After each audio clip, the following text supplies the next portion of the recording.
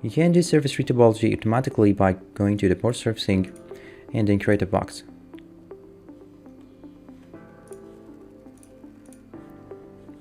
Applying this current settings, and then we're going to go to the box mode and trying to fit it with the shoe last.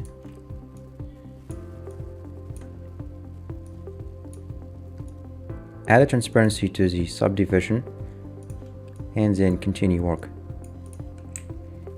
Then insert line by pressing the A key. Insert edge loops to get the right curvature. From the other side, you can just go down a little with it and extrude from these faces. Now adjust the vertices to refit shoe.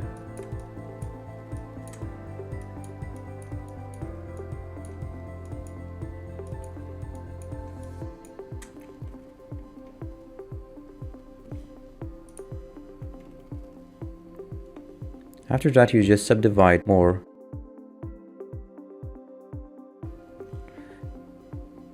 Then I'm going to go to invert reference, select all these faces, make sure them all selected.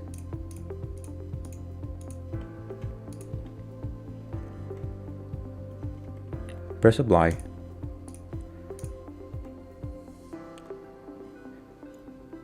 Then once you did that, you just select all the faces and constrain to face.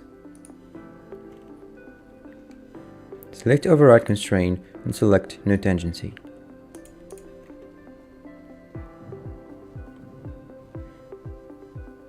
Press convert and you have a retopology automatically converted surface. Go to insert features, then move copy face, then move this face. And now we have virtually the same product with the same quality and with less surfaces.